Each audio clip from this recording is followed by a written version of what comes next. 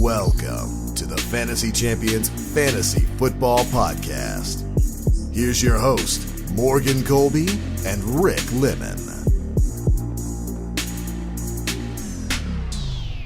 What's poppin', Fantasy Champs? My name's Morgan Colby. I got Rick Lemon with me as always. What's poppin', Rick? What's up? I throw up gang signs. We love to gamble. I sure sports. And I don't buy lottery tickets like that. You don't do anything. No. I don't gamble like that. That's stupid. I don't even gambling. go to casinos. You go to casinos, you lose a ton of money. You don't do anything. Yeah, no, I don't do that.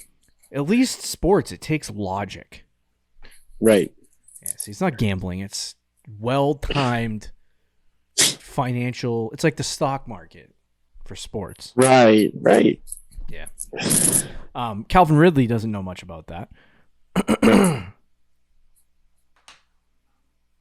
Or he shouldn't. Yeah.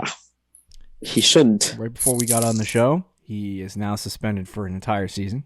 Luckily, me and Rick don't have Calvin Ridley anywhere near our top 10 for fantasy football rankings. I hate how the last show, you hit the breaking news button for Jack Doyle.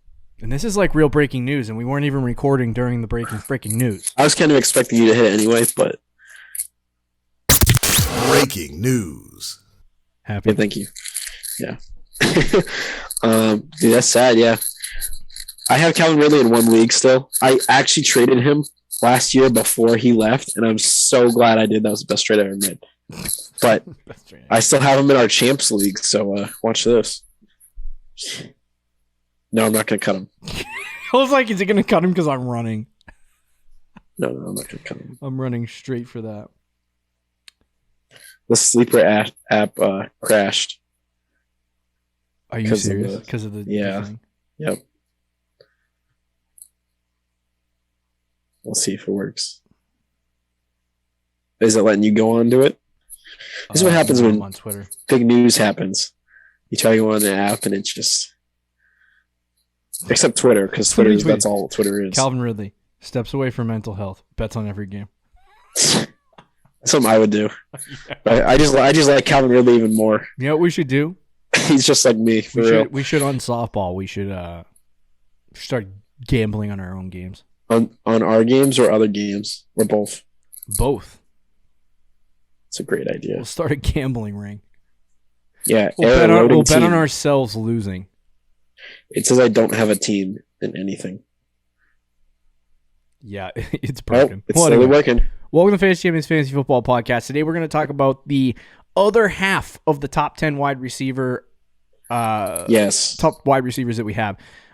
So we're doing wide receiver rankings for this portion. And then we're going to do, I think what we'll do is next week, quarterbacks and then tight ends.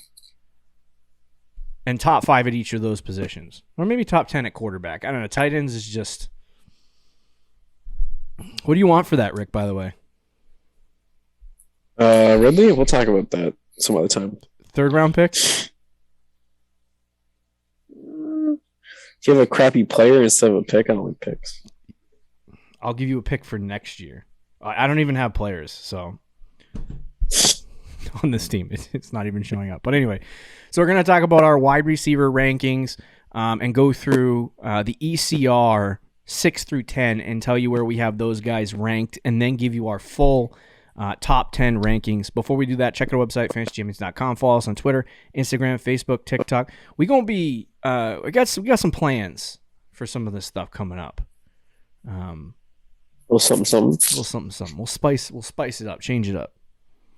But anyway, so yeah, follow us on all those platforms. If you're listening on Apple Podcasts, Spotify, Stitcher, or any other podcasting platforms, please leave a review and share this podcast with your friends. If you're watching on YouTube, subscribe, click the bell for notifications, like, and comment down below any questions you have for us pertaining to our rankings or not pertaining to our rankings. And if you want to comment what your number 1 wide receiver is. On your top 10. I should see a bunch of Cooper Cups down there, but we'll see what happens. So you ready to get to it, Ricardo? Let's do it. All right. So number 6 right now, and I'm surprised that after the season he just had, and the season that Cooper Kupp just had, that this guy is not ranked slightly higher for some people. He certainly isn't that. I don't know. I can't remember where I ranked him. I got to go back to my sheet. But it's Debo Samuel. He is number 6. And Debo, for me, is number 9. For Rick, he is number 6. So Rick has him matched. I have Debo Samuel number 9.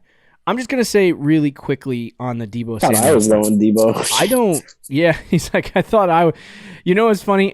You would think that, and then you see the ranking, and you're like, I guess everyone else is the same. I did want to say, in the actual ECR, his best ranking among these 40-something analysts is number 4. So he doesn't go higher than 4.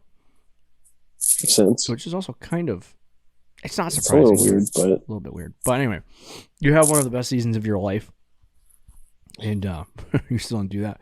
So receiving wise, he had 120 targets, 77 receptions, 1,400 yards, 6 touchdowns, 971 air yards, which is, isn't that ridiculous? He had 900, and to give you perspective, Justin Jefferson had 1,600 receiving yards and 1,900 air yards. Usually you have more air yards than you do receiving yards. He has about 500 more receiving yards than he does air yards. This is one of the reasons I love Debo Samuel. Not necessarily for fantasy, but just like in real life. Yeah. This dude is so much better than I think the casual NFL fan. Pull your headset out of your hoodie. No. You're muffled for the audience. Is that better? Yeah, that's better. Fantastic. Okay. I think he's a lot better than the casual fan gives him credit for. Yeah. And another reason I have Debo at 6, and I thought there was going to be people ranking him at like 3 or 4 just because he finished as a wide receiver too. Yeah. With 300 fantasy points and half PPR. Like, that's ridiculous. But one thing I like to note, or I try to notice, is like how the real NFL perceives players, right? Yeah. How coaching staffs perceives players, the trends and all that stuff. Mm-hmm. Everyone in the combine is saying they want to be the next Debo. All the coaching staffs were trying to find the next Debo Samuel. I feel like he's kind of had, this was, you can make the argument Cooper Kupp, this was just like a 1-year thing where he exploded.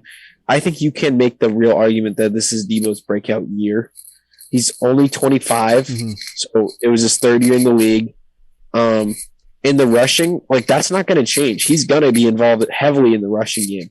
Now, will he get 8 touchdowns again? No. I don't think he's getting 8 rushing touchdowns. That's why he's not my wide receiver 2, or even 3 or 4 or 5. I have him at 6. And he honestly might even move down to like 7 for me, for fantasy purposes. Because there's also Trey Lance, and he's a huge, huge question mark. And how that offense is going to be. Not that it was exactly high passing offense with Jimmy Garoppolo, but we'll see how it is with Trey Lance. But the year that Debo just had, and I think the type of player that he is, where he's kind of the first wide receiver running back hybrid, is going to be a cheat code in fantasy. It's kind of like McCaffrey, but reversed. McCaffrey's a running back, but he's heavily involved in the passing game. Mm-hmm. It's the same thing with Debo. He's a receiver, but heavily involved in the running game. Yeah. And it is interesting to see that aspect of Debo's game. It's just, the question is, obviously, like you said at the Combine, they're all talking about, they want to be the next Debo. I heard from analysts that teams are looking for the next Debo, a guy that can rush and receive and provide different just aspects. A weapon. Like I've heard even, and I don't want to get too friggin' hot and bothered over this, but I've heard that AJ Brown and the Tennessee Titans and the Tennessee Titans coaching staff has not shut down the idea of using AJ Brown in a similar capacity that they use Derrick Henry. You know how they use him in that Wildcat formation? Right. They want to use AJ Brown in those formations and do more end arounds and do stuff that the 49ers do with Debo with AJ Brown. And it's just like, if that starts happening for some of these receivers, it starts creating a variance that we have not seen at the wide receiver position ever in fantasy football, where we don't have any information to reflect back on to be like, okay, well, this is what the average wide receiver does for rushing. Right. If this is the new wave, we don't have any information on it. So it's like, how can we make an accurate prediction on Debo for next year if we don't? Yeah, it's hard. No, it's hard. And so my issue with Debo, and this is where things start getting a little bit more, I guess, concerning for me, is there's two things. A, Jimmy Garoppolo is leaving the 49ers, and you have a young quarterback coming in, taking the helm of the 49ers offense, assuming Brady doesn't go there or they do something else at quarterback. So assuming Trey Lance is the guy, right? Lance is still young. He's still a rookie, and from the time that he played, the offense was not as efficient with him. And I don't know if that's something that's going to continue. I mean, he could come out, break out, and be one of the best quarterbacks in the NFL next year and be the breakout guy, which is which could happen. Not likely, but could happen. If that does happen, then it doesn't hurt Debo. But if that doesn't happen and Trey looks like a young rookie quarterback, then you're going to see a little bit of regression in terms of efficiency for Debo Samuel because they're not going to have as much scoring opportunities as they normally have. He's not going to have as much, rushing opportunity as he normally. I mean, he might have a lot of rushing opportunity, but it's just not going to equal touchdowns. And I think that's what he needs in order to produce large amounts of fantasy points. Like Rick said, I think this is the new wave. I think Debo is really good. He's an intriguing, asset for the NFL. That doesn't necessarily mean that this is going to completely translate to fantasy. And the reason why I say points. Fantasy points, yeah. And the reason why I say that is because I'd rather have my receiver get 1,900 yards through the air with catches. Because the only guy that can do really that, at least this year, was Cooper Kupp. Well, yes, like I said. But like if Debo goes out and gets 500 rushing yards, he doesn't get any extra padding. In standard, that's wonderful.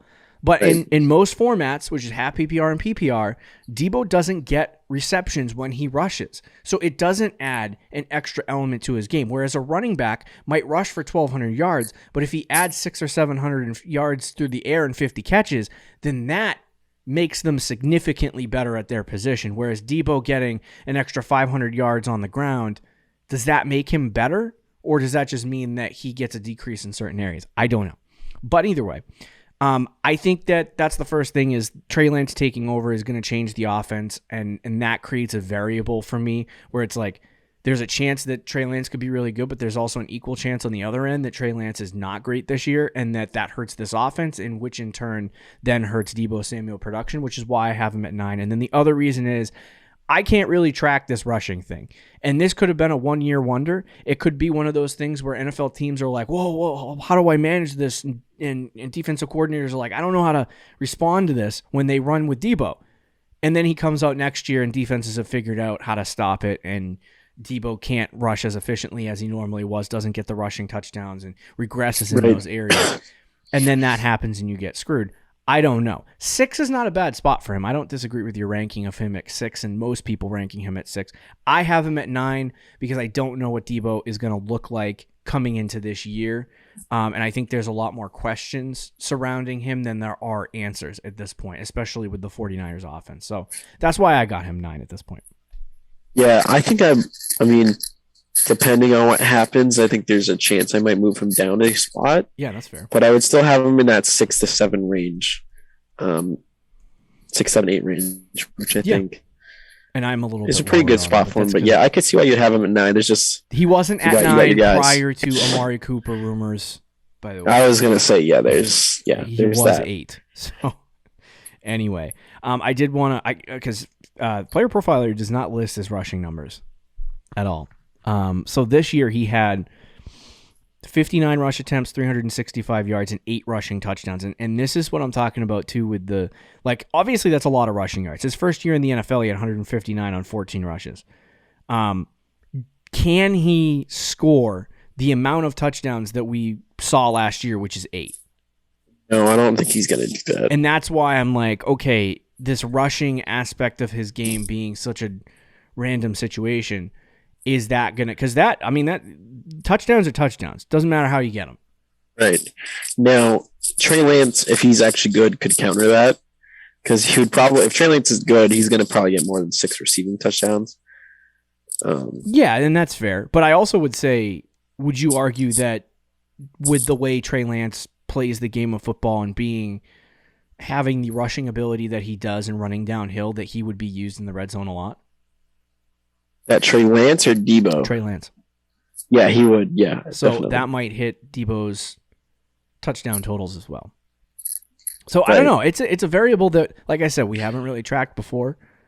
It's not really something that we've seen. And it's a new quarterback. There's a lot of variables. That's why I got him at 9. Yeah. So it's not that I don't like Debo. I kind of like Debo, but do I want? And I agree with Rick. That could have been a breakout year because just receiving, just stripping away everything and looking at his receiving, he was really great receiving wise. 1,400 receiving yards and 6 touchdowns. I think those are great numbers. 77 catches. But I don't think that there's going to be a difference. And he's amazing after the after the catch. Yeah, insane. And so, but I think, do I think 122 targets, could that increase? Yeah. So, I mean, we'll see what happens with Debo, but I got him 9 at this point. I'm curious to where he goes in drafts. I would imagine that if I have him 9 in August, that I'm not going to get a lot of shares of Debo. No, probably not. But anyway. So let's move on to the next guy. What say you? Yep. Number 7 is Stefan Diggs. Okay, this is gross. I'm going by the ECR right now. I have Stefan Diggs 6. You have Stefan Diggs 7 on the ECR. There's room for me to move Diggs down. I'll say that. I am not in love with Stefan Diggs to the point where I can stand on the table and be like, I 100% believe this guy's a top 6 wide receiver, all of that. His first year with the Buffalo Bills, obviously he was really freaking good. Wide receiver 3, right? First year? Yeah, something like that. And had 1,500 receiving yards. This year, he came back down to earth, more similar to what he had in some of his better seasons with the Vikings, around 1,200 receiving yards. He did have 10 touchdowns this year, but that didn't make up for the loss in receiving yards that he had in terms of the regression. 2 seasons in a row, though, he's had 160 targets. So as long as for me, there's not really a whole lot of argument here for Stefan Diggs. I have him at 6 because of the target share. The 166, 164 targets he's had over the last 2 years is enough to look at him and be like, all right, this guy can be a top 6, top 5 receiver if things go well. The one thing I will say is Josh Allen in 2021 had a slight regression in terms of his, I believe, I want to check this and just confirm it so that I don't talk about percentage. His completion percentage did drop slightly from his breakout year, which was last year. Yeah, he went from 69.2% to 63.4%, a 6% difference.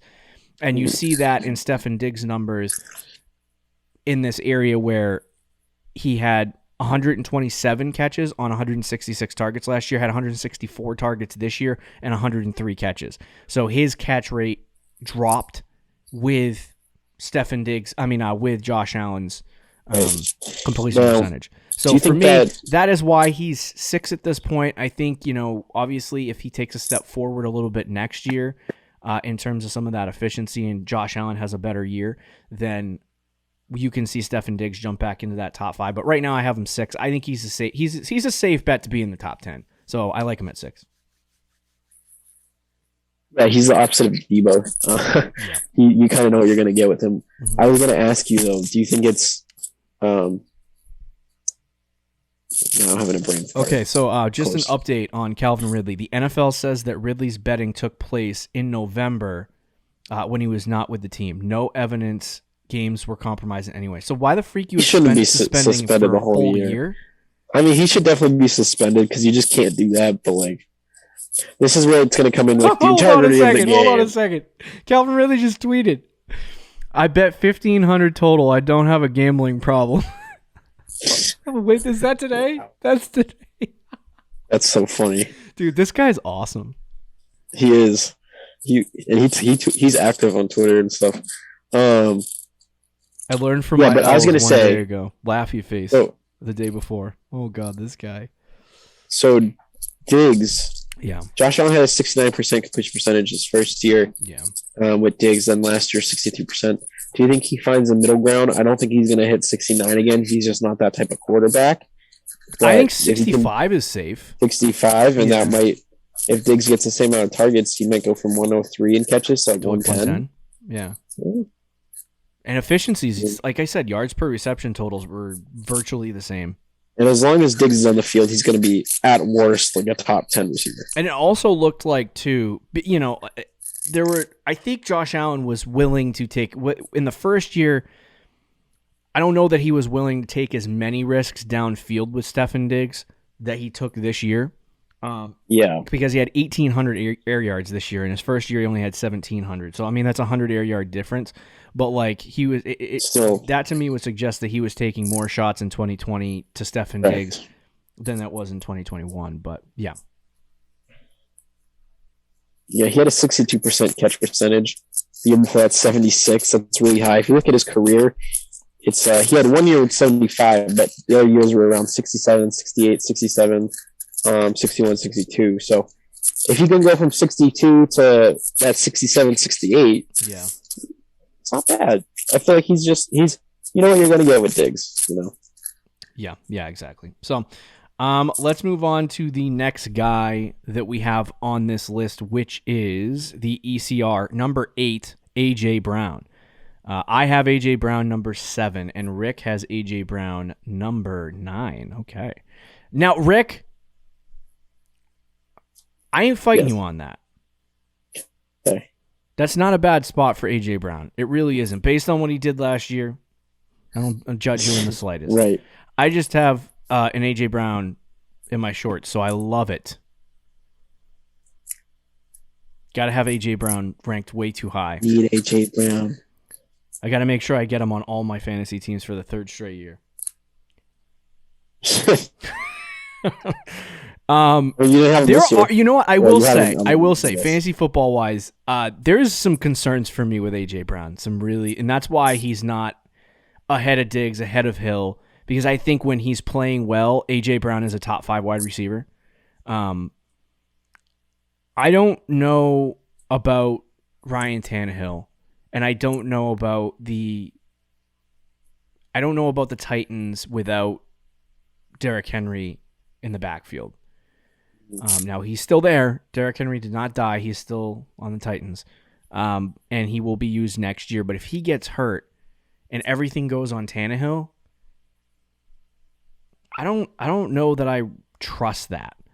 And I think that's what the difference was for AJ Brown this year, is that when you had to physically game plan for Derrick Henry, it was hard to game plan for Julio and AJ Brown as well, which makes AJ Brown far more deadly as a wide receiver. Which is why one of his best games of the year was in the playoffs when all those guys were healthy. Exactly. And so for me, if Henry's on the field for the full season, I'm not worried about AJ Brown. I think he's going to be fine. I think he's going to be a top 7, 8 wide receiver. I think points per game wise, he is that. But there is concerns for me about the quarterback more specifically. And I hate to say that because A.J. Brown's one of my favorite wide receivers in the entire NFL. But he definitely took a hit from his 2020 season. And he also has some injury concerns. So that's why I'm kind of like looking at Rick's ranking going, maybe I should move him down another slot. Maybe move Debo ahead of him. We'll see. But right now I have him at 7. We'll see if something changes and what the Titans really do this off season.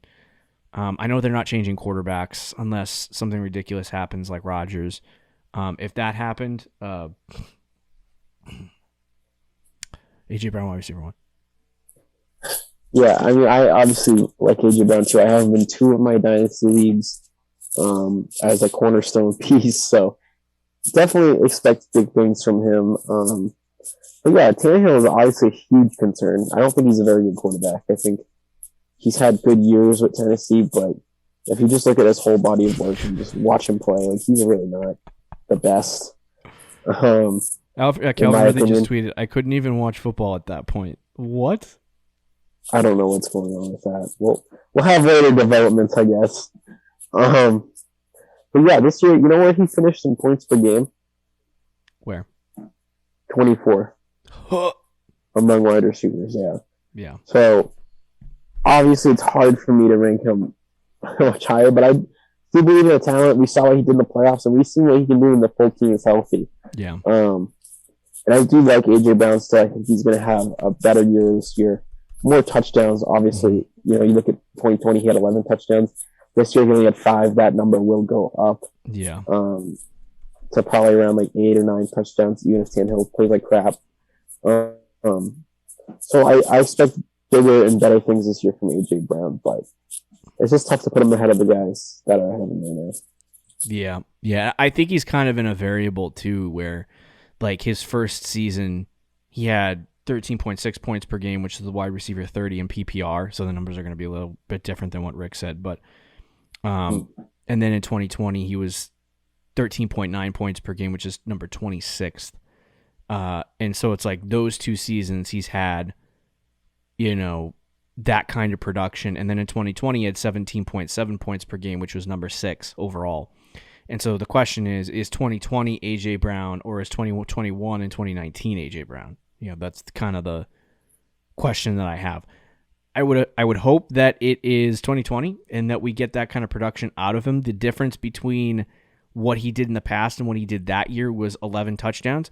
They just don't pass it enough. And I think that's part of the other issue with AJ Brown is that what he does fantasy football wise is impressive considering that his max total in target share has been 106. He's scary, man. He's a scary player. I might move him down. There's some thoughts in my mind about moving this guy down which is sad because that's your guy. That's my guy. Dude, there's so many tweets going on right now. Apparently, Ridley placed parlay bets on NFL games using his cell phone during the season. And according to reports, multiple NFL teams reached out to Calvin Ridley. The Falcons declined to enter into any talks out of good faith, knowing the issues in store for their standout receiver. And another reporter said the Patriots and Browns were teams who were heavily interested in Calvin Ridley. Now you can get him for a 4th-round pick. But this report says Patriots and Browns have trade interest in Calvin Ridley. Have what? So does that mean it's Did you not say dead? Renounced? No.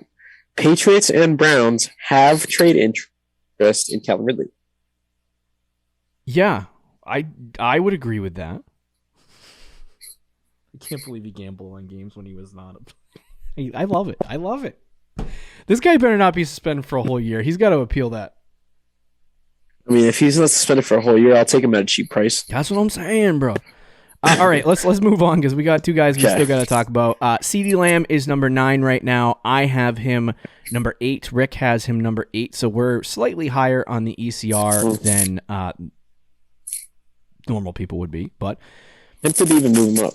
CeeDee Lamb could go up. Now, there was a rumor that just broke out this past week, and I think this is the main reason why CeeDee Lamb is where he is. And it's that Amari Cooper is most likely going to be either traded or cut by the Dallas Cowboys, because they believe it's Cedric Wilson and they believe in Michael Gallup, and they can move on from that. Apparently a long-term heavy extension, Michael Gallup. So they believe he's at least the wide receiver too. For Gallup? Yeah. Yeah. So CeeDee Lamb now becomes I would say the featured target in the Dallas Cowboys 100%. offense, obviously. With that being said, I like Amari leaves so many vacated targets, and a lot of those vacated targets are going to be taken up by A1 Michael Gallup. But I think with what you see now, there is a good shot that you could see CeeDee jump into this conversation where last year he had through 16 games, he had 120 targets. I think you could see that jump to 140 to 150 targets. And that would increase CeeDee Lamb significantly in terms of where he ends up. He wouldn't be the wide receiver 20. I think he'd be somewhere between anywhere between 8 and 12. There were several games where he got hurt, missed time in the actual game itself, so the numbers are a little bit washed, but he was pretty good for a majority of the season. There were times where he was ranked top 5, and then times where he kind of just fell off. But if Dallas goes back to their elite passing offense where they just pass it 700 times, which they didn't do this year, surprisingly, CeeDee Lamb becomes a really, really good asset. And I think CeeDee Lamb goes to the moon for me with Amari Cooper gone, and I think that's what the benefit here is for CeeDee Lamb. So he might even go higher, but right now I think 8 is a good slot for him. Yeah, I'm with you. I think he could go higher, but as of right now, 8 is a pretty good spot. I could realistically see him getting 130 to 135 targets this year. He had 6 touchdowns. Calvin really said he's going to be more healthy when he comes back. Oh my gosh, he's just nonstop tweeting now. This is like if it's just some random person who's like in the NFL and they got suspended and they're like a big he's one player. of the best receivers. They just go on Twitter to defend their name. I don't know. Continue. Would you say you wouldn't be surprised? I mean, 6 touchdowns is pretty low considering his volume. Yeah. In that offense. And Amari was the red zone guy. Right. So I think he could get 8 to 9 touchdowns, which would move him up a couple more targets, yards, receptions, obviously. So like he only had 68 catches last year and 103 targets through 15 games, but he did have 8 receiving touchdowns. Honestly, it's there for CeeDee Lamb to be a top 7 receiver this year. It's there if he takes it. He could even if they pass it enough and he gets enough target share, he could ascend into even like the top 5. But yeah, I'm not going to rank him in that vicinity because there's too many good guys. But he's definitely top 7, top 8 for me. Yeah, I think right now he's probably the same thing. Top 7, top 8. Okay. Let's talk about the final wide receiver. Unless you have anything else to say on CeeDee Lamb. I think we have different guys now. We do have different guys here in the bottom of the list.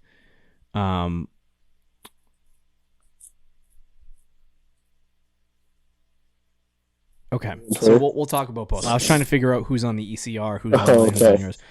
So right now, Jalen Waddle is the ECR 10. I have Waddle 10. Rick has Deontay Johnson 10, and the ECR on Deontay Johnson is number 13. Ooh. So I'm curious to see why Rick has Deontay Johnson so high, especially considering the situations going on with the Pittsburgh Steelers not having a quarterback. But I will say Jalen Waddle, what he did towards the end of last season in the games that he was becoming... Like, there was arguments that obviously Jamar Chase won Rookie of the Year because he was ridiculously good, but there were arguments that people were trying to make that Waddle should be that guy too. He should be in that conversation. He didn't nearly have as prolific a season, but he had 142 targets, 104 receptions, 1,000 yards receiving, which is not great, and then 6 receiving touchdowns. But his season didn't really get started more specifically until, like, I want to say week... better in the second half. Of the year. Not even second half. Like much better. I think it was sooner. I'll have to look at his game log, but... it was like week 12 to week 18.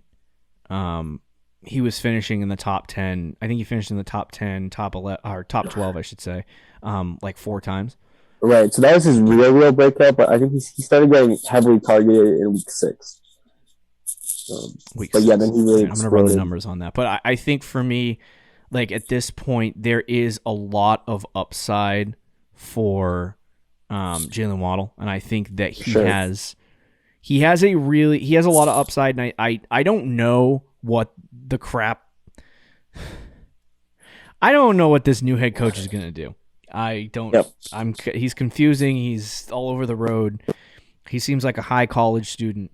I don't know.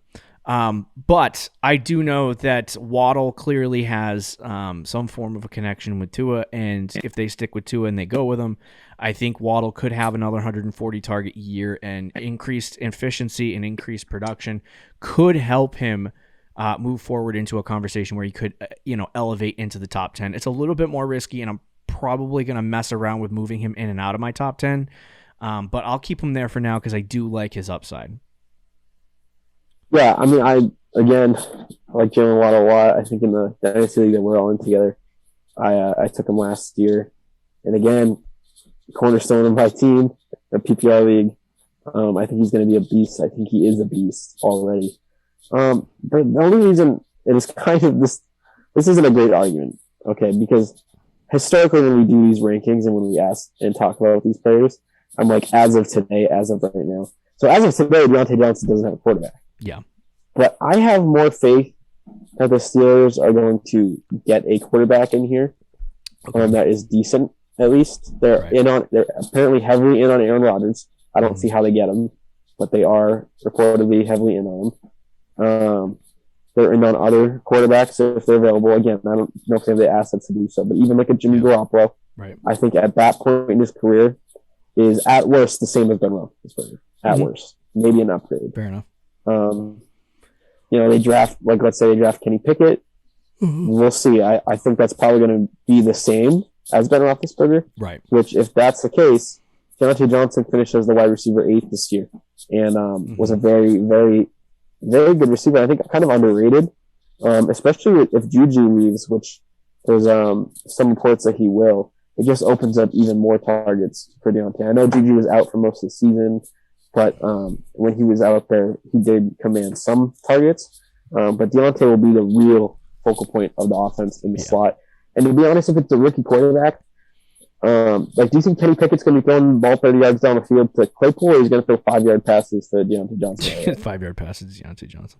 Right. And the only reason I have Waddle, number 11, one spot out of the 10, is because I think he's, as much as I love Waddle, and I defended him all last season, and you said he reminded you of Henry Ruggs. I remember that. It's okay, you weren't the only one. Multiple people that I like on fantasy Twitter have had, been like, oh, Waddle, I was so wrong about him, all this stuff, and are now on the Waddle train. Look, he was fantastic. He really was. The new head coach is a question mark. The Dolphins are in on almost every rumor for a free agent wide receiver or draft a wide receiver. So they're in on Devontae Adams. They're in on Mike Williams. They were in on Chris Godwin. They're trying to get a big name receiver to go with Waddle. And I think that would take away some of his targets. But he's still a prolific player. Yeah. I still think he's going to do big things. Yeah, the Dolphins and everyone else trying to get that number one receiver. Right. Which is weird because I feel like they already have it, Waddle. Yeah. But maybe like someone to complement him, like a big, an upgrade over Devontae Parker, like a big outside receiver. Exactly. Something like a Claypool is to Deontay Johnson. Yeah. I have a question. Where do you have Waddle? He's 11, so it's not like... Okay. Yeah, I am a little bit lower on Deontay Johnson, probably. So where do you have DeAndre Hopkins? Because we both have him outside of the top 11. I have him 12. Okay, so I feel like he should be higher. I have my rankings, what I've done so far in front of me. So I'm probably going to have Hopkins 12. Okay, that's where I have him. Somewhere around 12 to 13. And then I think Deontay Johnson's probably going to end up, just because we don't know what the situation at quarterback is going to be, I'm going to probably have him around 14 or 15. Just for now. And I like, if they do get Pickett, I do think there's going to be a lot of target share to Deontay Johnson. For me, I'm not really worried necessarily about target share. I'm worried about offensive efficiency. And with a rookie quarterback, I'm not sure they're going to be like in the red zone a lot and giving Deontay Johnson opportunities to catch touchdowns. Like I think mid-range wide receiver 2 is a good spot for Deontay Johnson. And that's probably where he's going to end up. So it's like, I'm not even like, don't draft Deontay Johnson. He'll be a pretty good flex most of the season next year. If it's just Kenny Pickett. If it's Jimmy, I like that. I think Jimmy Garoppolo, I would move Deontay Johnson up similar to where you have him, Rick, and I would like him a lot more in that vicinity. But overall, to me, I think that you look at Deontay Johnson, just there's too many question marks surrounding him at this point. So yeah, but I do have Nuke probably somewhere, or Nook, I don't even know how to say it, but 12. So that's interesting. So I mean, T-Mac, McLaurin, and DJ Moore, obviously their quarterback situations are complete unknown, but are outside the top 12, probably 13. Those guys could be some value if the Commanders get an actual quarterback this year. Yeah. I'll never not be on the McLaurin. I mean, right now, McLaurin is 23. Really? ECR. Well, I love that. Give me that all day. It's like, 10 times on Sunday. I love that. He's gonna cancel off for that one. But anyway, there you have our top 10 wide receivers. To recap, I have Justin Jefferson, Devontae Adams, Jamar Chase, Cooper Kupp, Tyreek Hill in my top 5. And then from 6 to 10, Stefan Diggs, A.J. Brown, CeeDee Lamb, Debo Samuel, and Jalen Waddle. So take that with what you will. Rick, what do you got, my guy?